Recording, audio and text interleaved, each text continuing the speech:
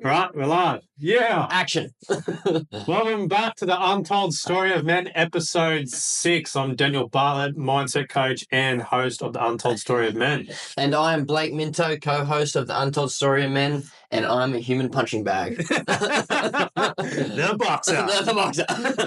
What title do you have again? The WBC Australasian welterweight. Yeah. That's put me in the top 40 in the world. Fuck yeah, man. Ooh. That's sick. Yeah, no, it's good. And when's your next fight? Is it coming up? Or? Hopefully we're going for April. If we don't have a locked in around, New South Wales or Australia, we're going to go overseas and possibly have one in Thailand. So, yeah. There's some lethal weapons over in Thailand, I see on TikTok all the time. Yeah, Do you want to pull kick on me or something? Well, today we wanted to speak about alcohol. And the problems with alcohol. We're going to tell some stories about our stories of alcohol and how it's affected us. And both Blake and I are actually going sober. We're going to do the whole year. I'll probably do more. But yeah, we're going to talk really into the dangers around alcohol. And I was only speaking about this today in the Brotherhood. The society of norm around alcohol.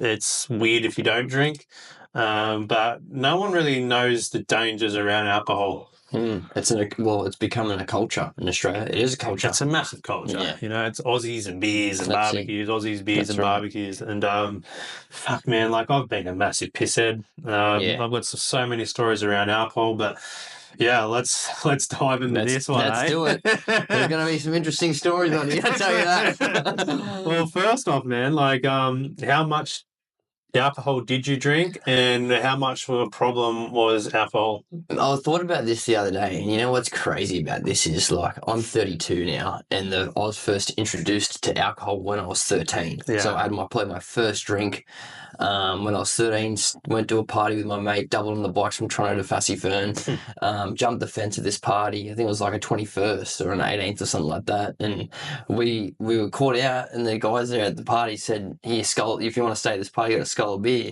And anyway, so we ended up sculling this beer, and then we said, "Oh, we'll do it again with a shot of tequila in it." Anyways, that's all it took for us, 13-year-old boys, and we were pissed, And that's when I was first introduced to alcohol. How crazy is that? 13. I'm 32 now, and I haven't not had a beer or a drink since I've been 13 to now. Wow. It's crazy. It's fucking crazy. It's mental. And I guess 13, you get introduced to this thing that you see a lot of adults doing, and then you get that feeling as well. But how often would you drink? So when I say I had my first drink at 13, that was the only drink at that age. And then obviously as you get older, progressively going to parties as a teenager at high school, you tend to sneak a couple out of your dad's fridge or whatever, or wherever you can find beers or drinks.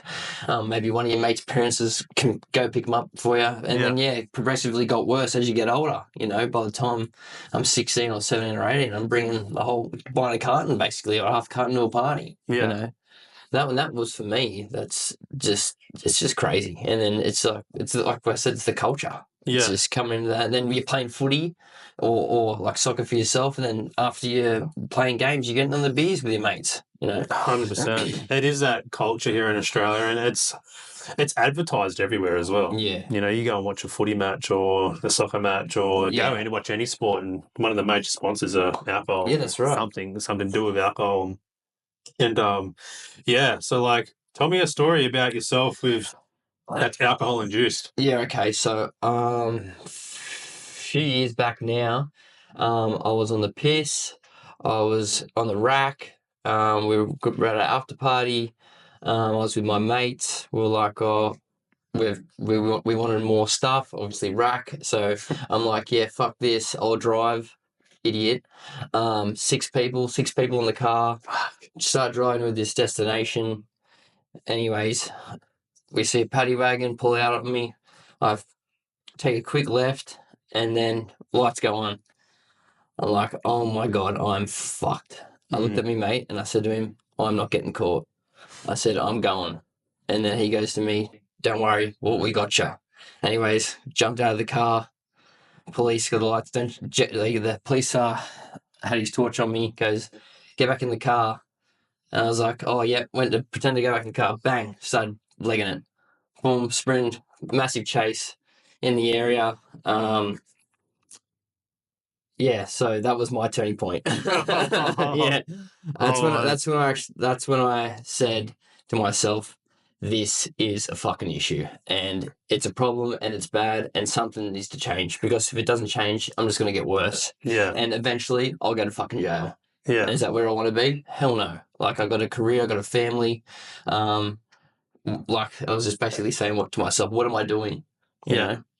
Yeah, so like a lot of my crazy stories or stupid things that I've done in my past is fucking alcohol induced. Yeah. You know, mate's 21st.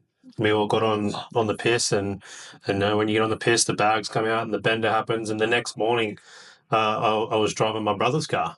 Yeah. And just turning around, being lazy because I was fucking hungover and scattered, went to turn and fucking the wheel slipped out of my hands. Yeah. And then bang, straight into a telegraph pole. Wow. Airbag fucking knocked me out for a good couple of minutes. And then I just woke up to my brother's best mate. Oh, wow. Knocking, you all right? And then the cops come, for medium range. Yeah, yeah. Fucking lost my license for 10 months. And it's just like, fuck, that, like losing your license. That takes away your freedom. That's right. That's everything. Yeah, and then it puts the drain on people around you. So like, I had to get my mum to drive me to work every single day, or I couldn't do shifts because I couldn't get in there. And it's like, and that's that effect it has. It's not only taking effect on you and your job; it's your family. Yeah, you know, you're putting your family in that position, and like that's what I was saying. Like with me, like I was putting my family in position as well. Like you don't want to put your people in that position. Yeah, you're trying to do better, but alcohol. And look, man, like when I'm in that era, like I just think, oh, you're having fun, just having fun. Yeah. It's only now when I look back, it's like I almost died a few times. That's right. Like how many near misses did I have? You know, like there's multiple times at a young age, you know, 16, 17, your mates are getting your peas and, you know, we're driving out to parties and, you know, they will lose control and we'll just, remember one time we were driving down this hill and it's on the other side of the road and he comes back and we lose control and he had a gas cylinder in his back of his car, which is what some cars can run off, LPG. Yeah. And we landed and literally fucking an inch and a half away from hitting this tree. Yeah.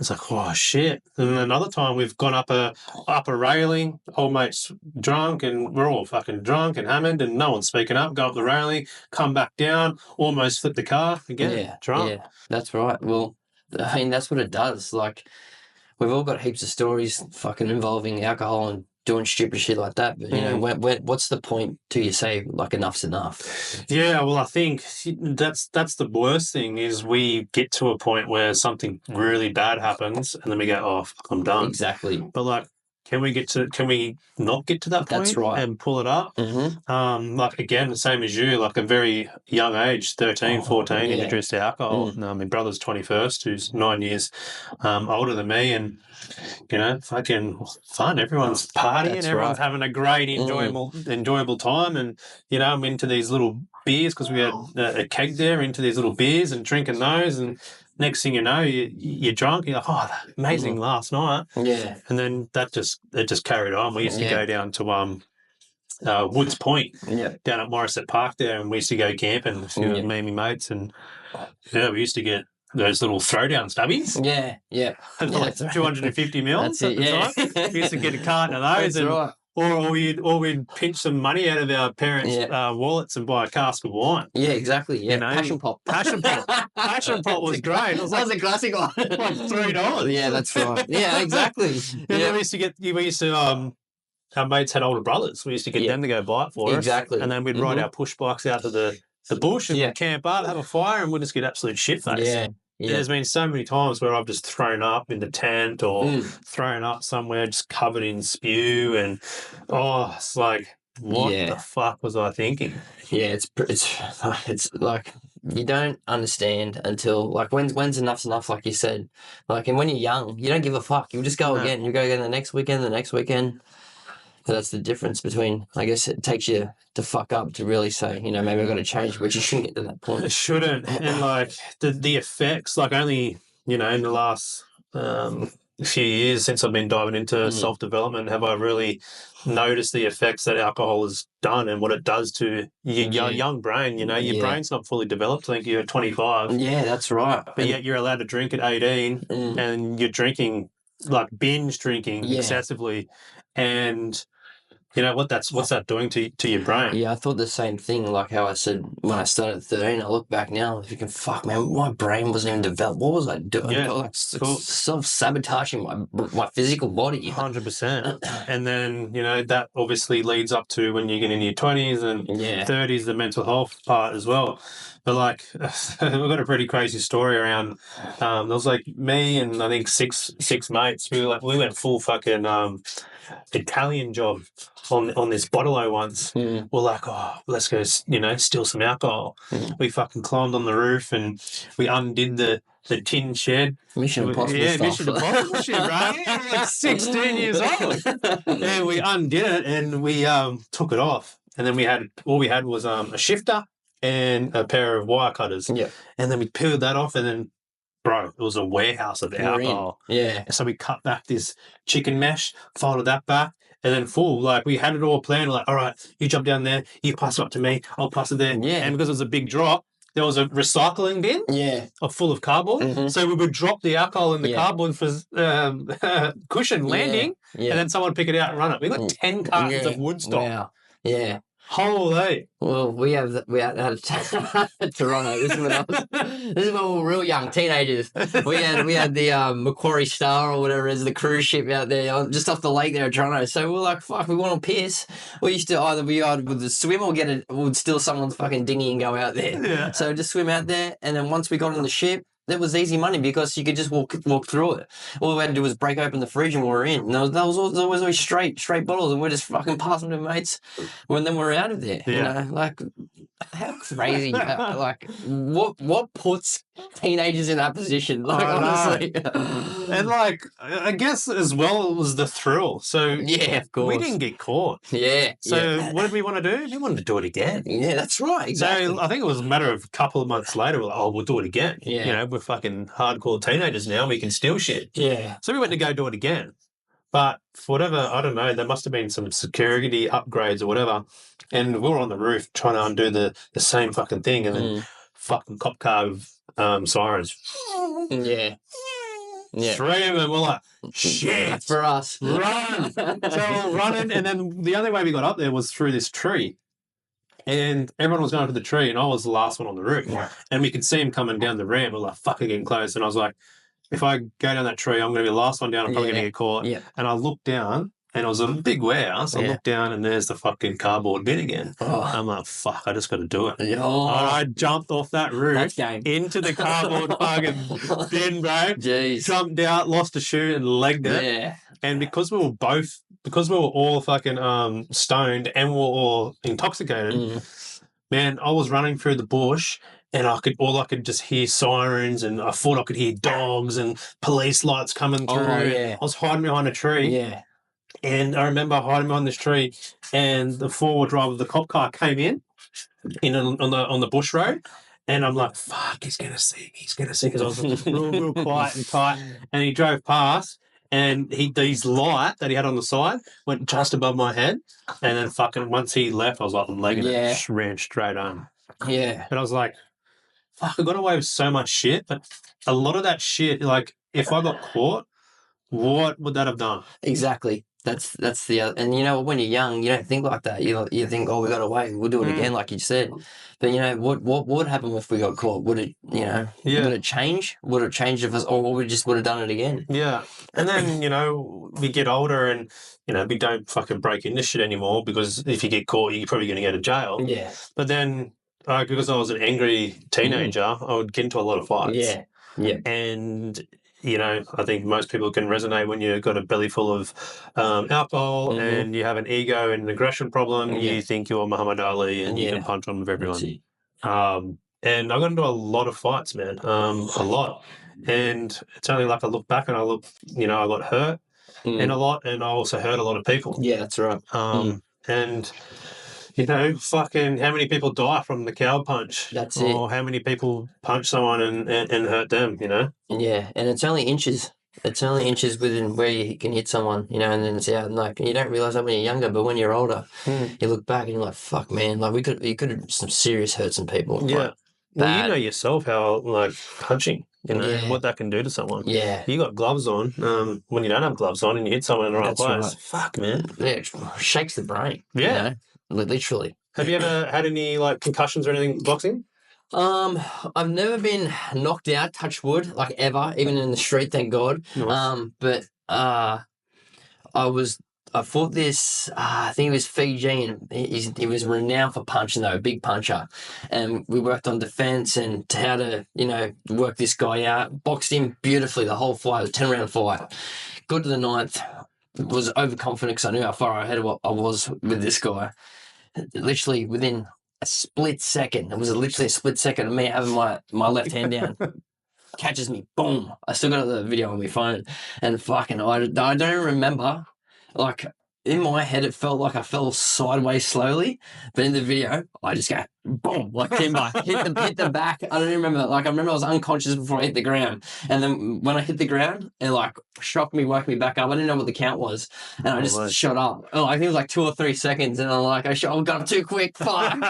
And then that was the ninth round.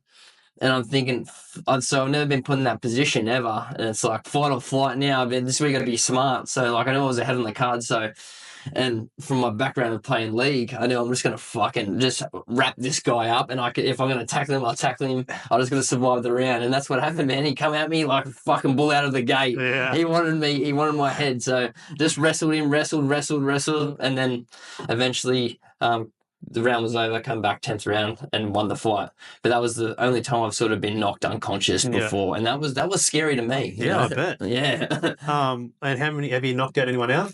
I've knocked, I think, like 4 or 5 dudes out. Yeah. I don't know how I've got pillow fists. Man, what's it like just hitting, like in a sport? Obviously, it's different, but what's it like hitting someone and then knocking them out? Oh, I tell you, in the ring, it's exhilarating. Yeah, I bet. Because that's the game. But because you're training that as well, and this guy, your opponent also has a family. So if you seriously hurt some guy in a fight and they're down, after the high's over and it ends pretty quick after you win, you're like, oh, actually, fuck, I hope this guy's all right. Because at the end of the day, it is a sport, and we want that guy to go home to his family as well. So that's what it's about. Yeah. And when you're in fight camp, is alcohol completely out of your No alcohol, nothing, no substances. Even when you're younger? Even when I was younger, yeah. Even though I was 17 when I had my first amateur fight, and when I turned 18, that's when I started getting on the piss. And I had a fight, and I think I took it on like 3 or 4 weeks' notice, and then I lost. And my coach goes, "You've been on the piss, eh?" And I was like, "Yeah." He goes, "Do you ever feel like you did tonight?" And I was like, "No." He goes, "Get off the piss." I was like, "Yeah, Great advice." Yeah, so obviously fight camp, no alcohol. Yeah, no alcohol, no substances. And then as soon as you finish your fight, would you go and get on the piss? Yeah, fucking nearly every time. Yeah, it was bad. That was what was wrong with me. I don't know why. I just had this. Once I have this camp, I'm strict on the camp, and then once it's over, I want to go get shit faced. Yeah, and it's a scary thing. Like I feel like it's like a yo-yo, or it's like I'm up and down. And it's just like there's no consistency. I'm either 100% sober, or I'm not. Yeah, it's like we choose it as a reward, eh? Yeah. Because I would do that with work. Like I do a 10, 12-hour shift and I'm like, I'm stopping at the bottle. I'm going to treat myself. Exactly. And then there's no such thing as one beer, as we've spoken about before. You get a carton, that'll last me a week. When fucking really, you drink a 6-pack and then you have a couple more and then the next night and then do the same thing. Exactly. And then, with playing football, soccer, like, as soon as you finish, cans. Yeah. Or go down to your sponsor. It's usually already in the sheds. Yeah. In an esky for you. 100%. Yeah. And it's like, it became that reward, that the constant reward. But like there's a lot of research coming out with, alcohol and the diseases that it's causing now. Which doesn't surprise me. Yeah. Like the biggest killers with people, a heart disease, which is can be caused with shit diet, alcohol, and then you got cancer, which now alcohol has been linked to causing lots of cancer. Yeah. Alzheimer's is another big one, which again alcohol is caused to that, and it's like it's this poison has been created and it's been shoved down everyone's throats to be this social setting of something that we should experience if we want to have fun. But no one's really speaking about the effects and bad effects that it has on us, you know, in the present and the future. I think I read somewhere, like with all the substances and drugs and everything, and alcohol. I think alcohol was up there with like in the top 2 or 3 with like people who would die from it. Yeah, like we're talking like heavy drugs and everything, you know.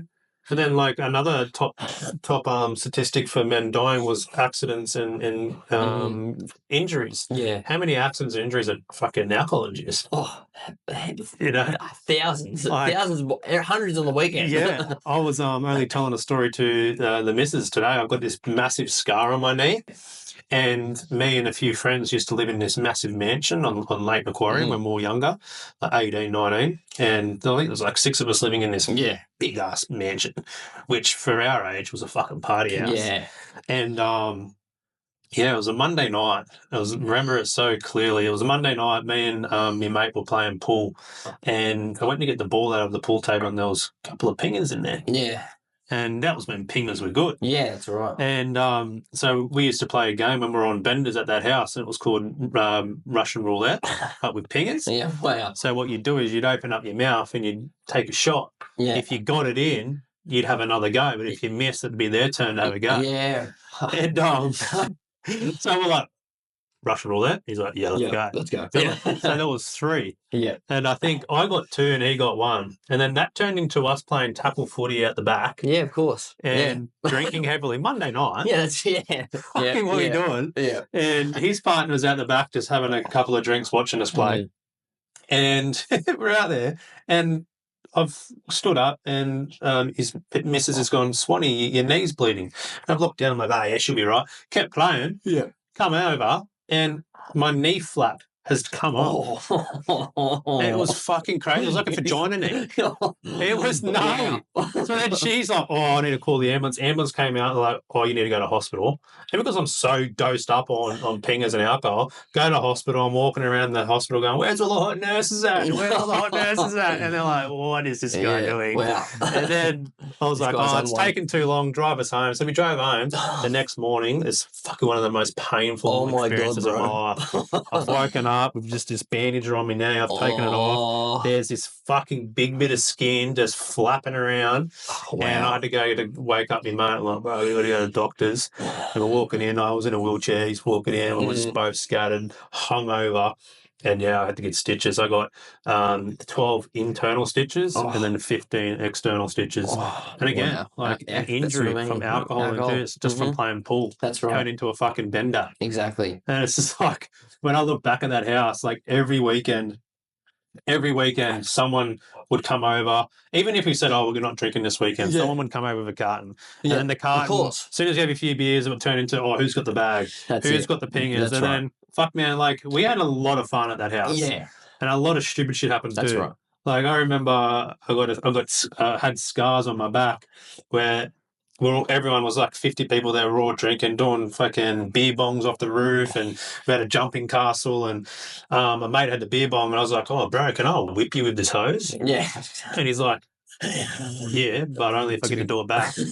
Bro, we had 6 goes, just whipping each other. We had welts on us, absolutely covered in his wallets. And the next day, you're like, why the fuck did I do that? Yeah. Like, when in that moment does it seem like it's a good idea? Yeah, I know in particular one of my mates' house parties, and we got to the point where we were like, fuck it, start running at each other, and fuck, one of our mates got fucking KO'd bad, and I remember I think he had he had a slight seizure or something like that. We caught him and everything, but that's just like it comes back to fucking just getting the piss, and being dickheads. You know, that's what it comes back to. That's just that fucking culture, and you know, like, what led you to, I guess, going, all right, that's enough. I don't want to drink anymore. I need to quit. It's not doing me any favors. Yeah. What's going So on? that experience I had that night when I did the runner, I was like, fuck, like, something needs to change, because I know if I don't do it now.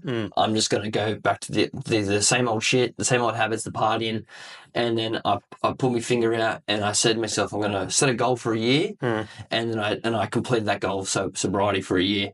And I was Nice so work, proud of man. A year's myself. fucking impressive. Yeah. I was so happy for myself. And, you know, everyone benefited from it. Yeah. Like, not just me and my health and my physical health, but my family. I was saving more money. Yeah.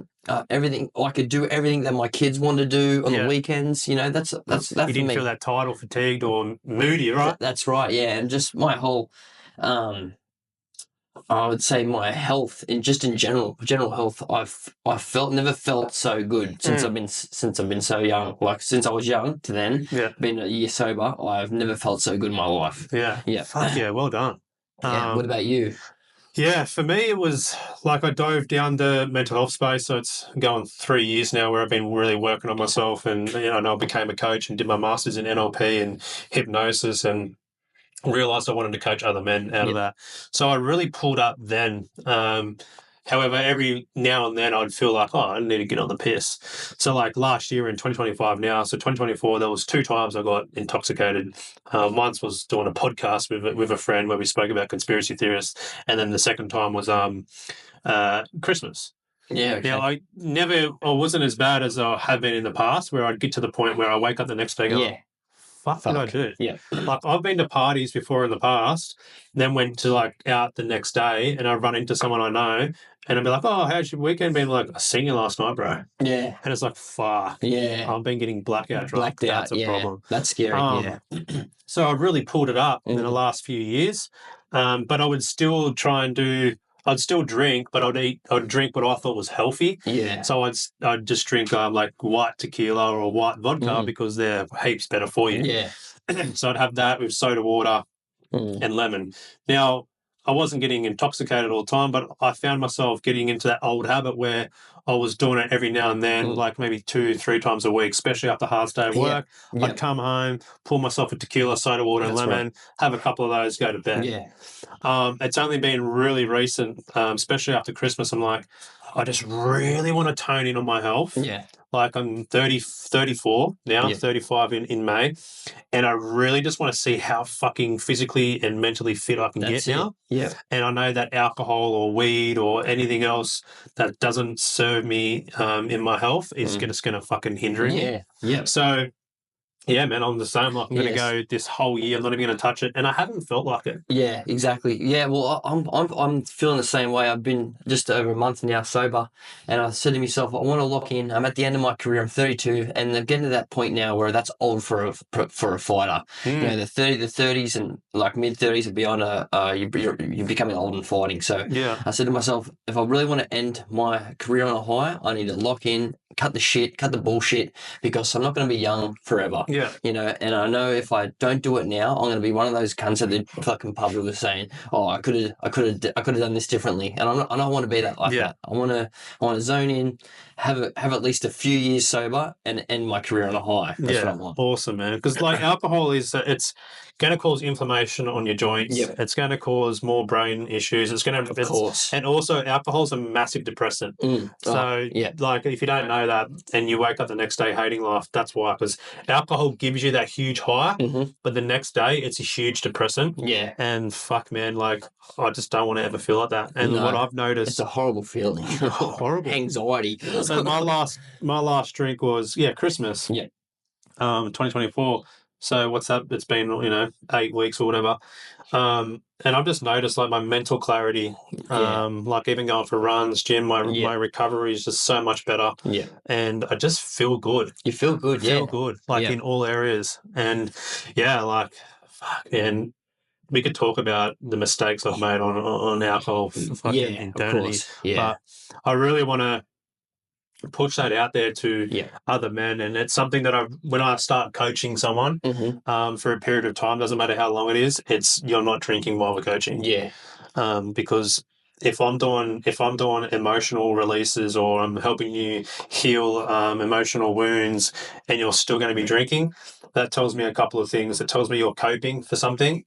So you're you're fishing or you're finding that feeling that alcohol gives you. So why do you need that? Mm. And it also tells me that you know that alcohol's bad for you, so you don't really appreciate yourself or value yourself in that sense yourself as well. So yeah, I think I read a discipline is a form of self-love. Yeah, Yeah. absolutely, 100%. Mm. And yeah, like I speak to people all the time, and it's like, how's your relationship going, or how's your business going, or how are you doing? And I'll go, what are you doing about it? And like, oh, I'm still, you're still drinking. Yeah, I'm still drinking. It's like, fuck, man, like just give up that one thing. And the way like I learned to quit heavily drinking was I would find a new habit. So, for example, if I've gone and done a hard day's work, right, instead of getting in that habit of, all right, I'm going to have a few drinks, I'll go for a walk, Yep. or I'll go for a run, or I'll go to the gym. Yeah. Or I'd eat something healthier. I would feed that dopamine hit with something that's going to add value. That's right. Yeah. So yeah, that's what I'd really like. And the fact that alcohol causes people a lot of mistakes, and I'm sure if you're watching this and you've got a story around, I fucked up because I was drunk, or I did this because I was drunk, or like, when's enough? Yeah. Like, seriously. And I know it's a cultural thing. I get that. I really, really get that. It's a cultural thing. And to be honest, like, there is a part of me that misses that cultural thing. Of course. But there's also a massive part of me that goes, I would much rather be healthy mentally, physically, than enjoy that part of drinking. And I find that I can just enjoy myself anyway. Exactly. And I feel like it comes down to, like, we've only got one chance on this earth, and why fuck it by being stupid and, trying to poison ourselves with alcohol and all other bullshit, Yeah. Like, people say YOLO as a party thing, but like, if it's YOLO, then it should be fucking looking after yourself. 100%. And another big reason was my son, as a parent. Like, I made a lot of mistakes, had a lot of near misses when I was a kid, and now my son's 12. He's stepping into that age where he's going to be being surrounded by that kind of shit, and I don't want him to get down that line. And if he does, I want him to feel safe enough to come to me. Like, if he wants to have a drink, let me introduce that to him. Let me show him the effects that alcohol can do, the fucking negative effects, the causes that what can happen. Tell him more of my story of what I can do, because fuck, man, there's one thing that scares me as a parent, and that's getting a phone call that something's happened to your kids. And if I was to get a phone call like that and it was alcohol induced, I'd feel fucking absolutely distraught. So, 100%. I have to agree. Yeah, so fuck, man, I really wanted to, get this out there. And I know both of us have struggled with alcoholism, and now we're both on that, on our goals. And I'm really looking forward to you punching on and getting in that fucking ring and cheering you on again, bro. Don't dream me up.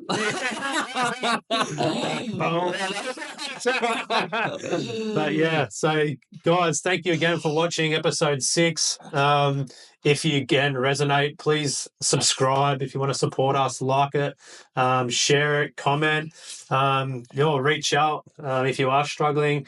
Tell us your side of the story. We're really intrigued to know what mistakes you've made on the alcohol, or what's alcohol done for you in your life. So yeah, thanks again, guys, for watching. Thank you. Appreciate you all, and have a fucking awesome time. Woo!